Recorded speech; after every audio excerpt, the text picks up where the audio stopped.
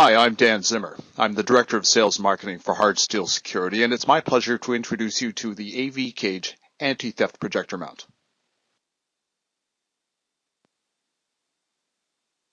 It wasn't that long ago that projectors had 3 CRT guns, weighed between 80 and 120 pounds, were the size of a coffee table, and required a couple of days to install and converge. Theft was rarely an issue, even though the sticker price on these projectors was quite high. We never worried that much about locking them up, and in fact, the attitude often seemed to be, if you can get it off the ceiling and out the door, you're welcome to it. Today's projectors are a different story. They disappear out of institutional environments every single day, and not just schools. Houses of worship, hospitals, performance venues, rental and staging setups, they're all victims of theft. Portable, easily disposed of on the street or through Craigslist, stolen projectors end up attached to game consoles or in home theaters or even back in other institutional environments. It's a growing problem. As the saying goes, a picture is worth 1,000 words. Here, each of these pictures is also at the cost of several $1,000s. What can we do about this? Projectors aren't standalone devices. They're connected to source equipment, control systems, networks. They're part of a larger infrastructure. To understand the part, we must understand the whole. Many facilities will have a formal security master plan, and people or departments responsible for that plan. Part of their responsibility will be to maintain a list of both assets and threats. Your first step is to make sure that projectors are counted as an asset. You'd think that would be a given, but it's not. The next step, in the words of Sun Tzu, is to know your enemy, to understand what the threats are and where they're coming from. Once we've done this, we can begin to assess the available countermeasures, how they can be layered for best effect, and what the anticipated cost-benefit will be. We'll look at each of these in more detail. We'll begin with a brief overview of security.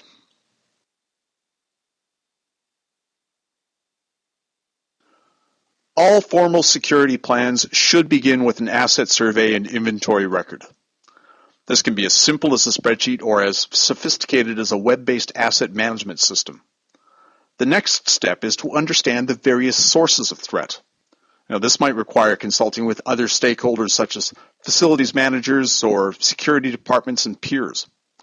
What are other areas within a facility experiencing?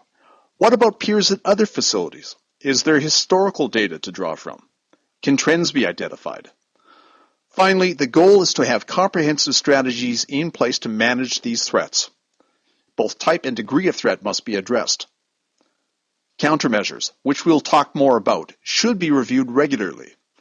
Is what we're doing still appropriate and adequate?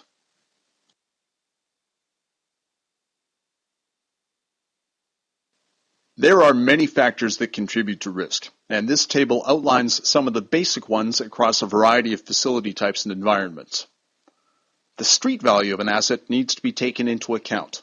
A data projector will have a higher street value than a matrix switcher, for instance, even though the acquisition cost of the switcher may have been higher. Also, what's the neighborhood like? Is it a high crime area? This will vary from facility to facility and may play a role in threat management decision-making. Remember, a low historical instance of crime should never be used as a justification for not employing countermeasures. This would be fallacious reasoning, and by that same reasoning, we could argue against the need for life insurance. After all, you haven't died yet, right? Why would you need life insurance?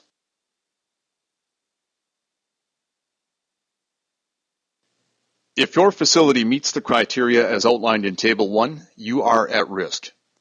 So who owns responsibility? From our experience, it's very common to encounter a laissez-faire attitude in this area, especially in facilities or environments where there's no formal security plan or chain of accountability.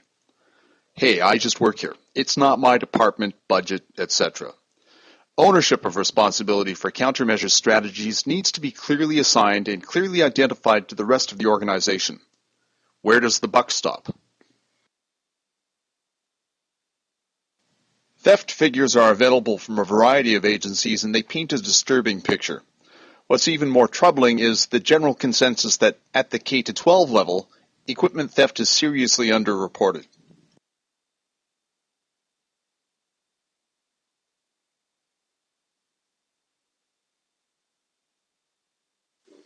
Students of the Second World War will remember that the Maginot Line was an infamous line of perimeter defenses which France had built along its borders with Germany and Italy. The French had such complete faith in the invulnerability of the Maginot Line that they had no plan B, and as history records, all the Germans had to do was breach the line at one point to be able to overrun the country. Generally considered one of the great failures of military history, the term Maginot Line is now often used as a metaphor for something that's confidently relied upon but in the end proves ineffective. Perimeter security is important, but risks becoming a Maginot Line if relied upon exclusively. If your perimeter has been breached, what other countermeasures do you have? Projectors and other AV equipment need their own protection.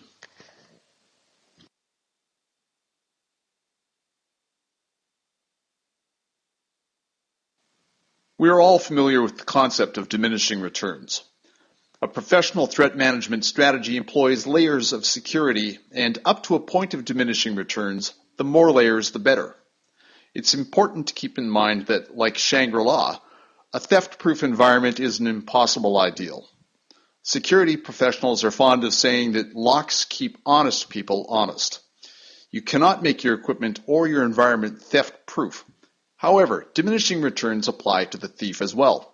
By combining your countermeasures in well-designed layers, you can succeed in making your assets unattractive and not worth the risk or trouble. The AV cage is an important layer in this onion. It's been designed with input from leading IT and facilities managers to provide highly effective asset-specific security.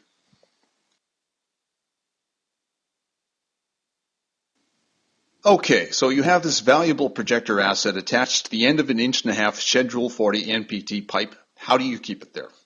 Traditionally, there have been three common approaches. Number one, the retrofit. That would be adding anti-theft features such as button-head Torx screws, security cables, and audible motion-type alarms to a conventional, lightweight consumer mount. Number two would be the pizza box. That's that shallow steel box that sits on top of the conventional mount that covers the connection points between the mount and the projector. Number three is the lobster trap. That's a full enclosure that covers the entire mount and projector in a large, one-size-fits-all perforated steel box. Now, each of these suffers from one or more significant flaws, including insufficient security. They can be heavy or awkward to install. In the case of alarms, they may require ongoing maintenance in the form of battery replacement. They can cause the projector to overheat and reduce lamp and component life. They may block IR or access to ports and onboard controls. Aesthetically, they can be unattractive. They can make servicing the projector really difficult, awkward, and inconvenient, and they often cannot be keyed alike. In designing the AV cage, we sought to address each of these. The result is a fundamentally different and uniquely effective approach to securing a projector.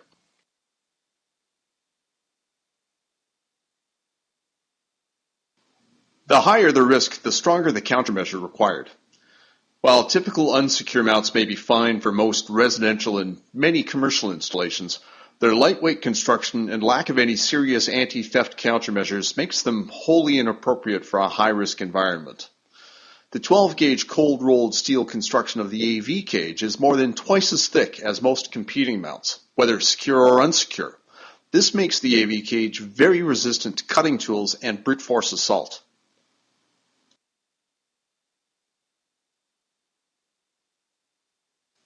The AV cage employs a framework approach utilizing adjustable interlocking components. This allows for a highly flexible, customized fit that does not add to the thermal load of the projector nor interfere with inputs, onboard controls, and IR sensors. The AV cage can be adjusted to fit a wide range of projectors with optional height, width, and length extension kits available to accommodate larger projectors or those with an uncommon footprint.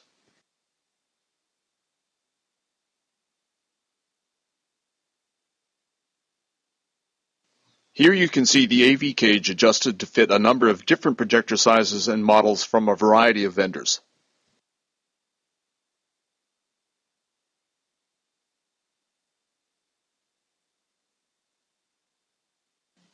Here's a question. Is a security fastener truly secure if you can buy the tool or driver for it at your local hardware store? We don't think so. That's why the AV cage employs proprietary security fasteners at all its assembly points.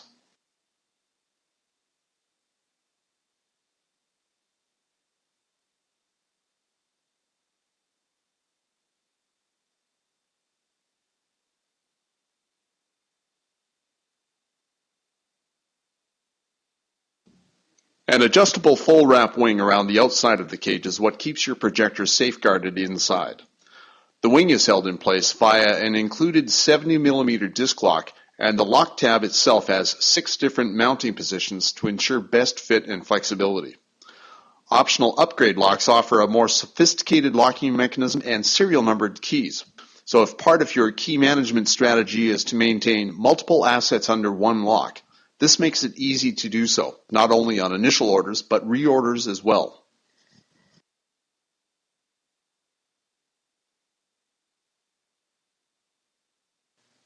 The most obvious difference between the AV cage and a typical unsecure mount is its cradle design. It's also the most important difference. Unlike other mounts, the AV cage doesn't rely on the tiny, delicate brass ferrules that are cast into the projector's plastic housing for use as anchoring points. These can be fairly easily defeated just by using a little leverage and a long-handled screwdriver or pry bar. The AV cage, by contrast, is just that, a heavy-duty 12-gauge steel cage. But in spite of this cage-like nature, projectors are actually easier to service because there are no bolts, screws, or cables to undo. All you need is the key for the disc lock, and a projector can be removed in under a minute.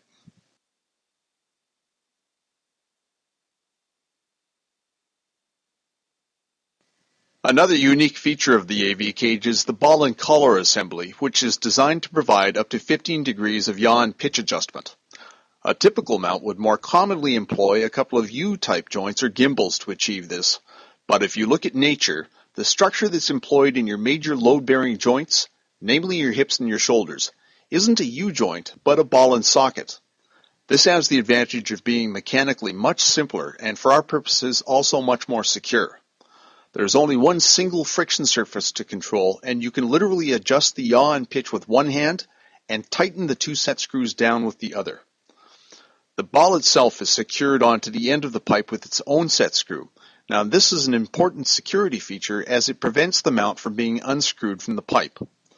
The collar then drops down over the ball and attaches to the cage top plates using the included security fasteners. And once the projector is placed in the cage, these fasteners can no longer be accessed. Like the cage, the ball and collar are very heavy duty and extremely resistant to attack.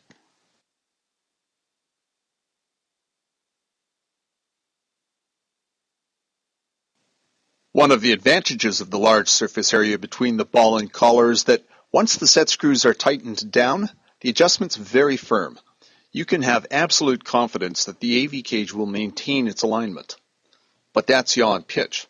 What if you discover that you neglected to allow for the lens offset on a projector when mounting your pipe? Or that the replacement projector you've been asked to install has a different offset than its predecessor? Or the base building contractor responsible for hanging the screen misread the takeoffs and hung the screen 2 inches too far to the left? That never happens, right? Fortunately, the perforations on the AV cage top plates aren't just for good airflow and thermal management or to reduce weight, but they're also to provide multiple mounting locations for the ball and collar. Correcting for offset is easy. We're often asked how long it takes to assemble the AV cage. And you can figure on 15 minutes or so for a one-off using a power driver. If you're building multiple cages to fit the same projector model, the per unit assembly time will be even faster.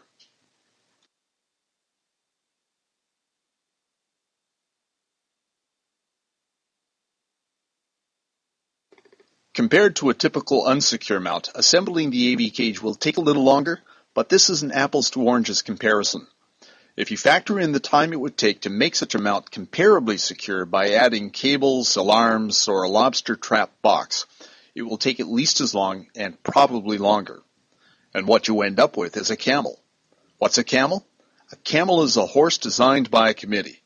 Sure, you can ride it, but a camel is awkward, ugly, unruly, and it might just bite you. Don't settle for a camel when you can own a horse.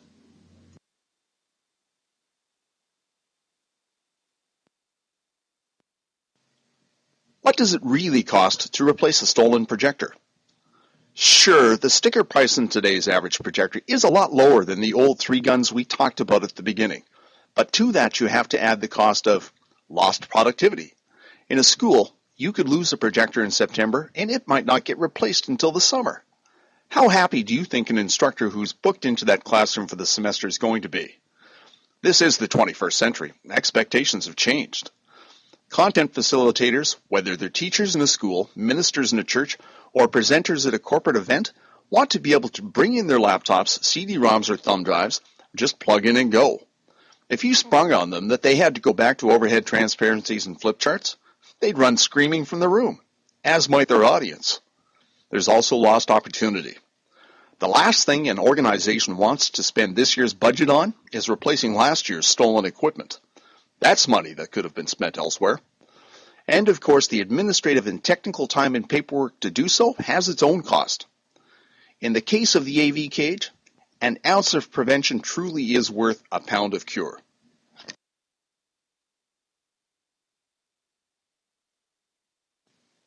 To summarize, the AV cage is a fundamentally unique and highly effective solution for mounting and protecting projectors.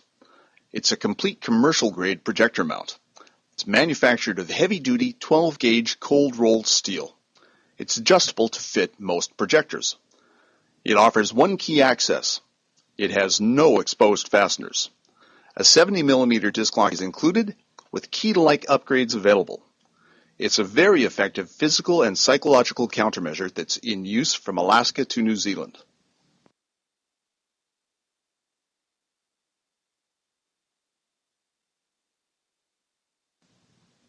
Why do you need the AV cage? It's simple. Projectors are stolen from classrooms every single day.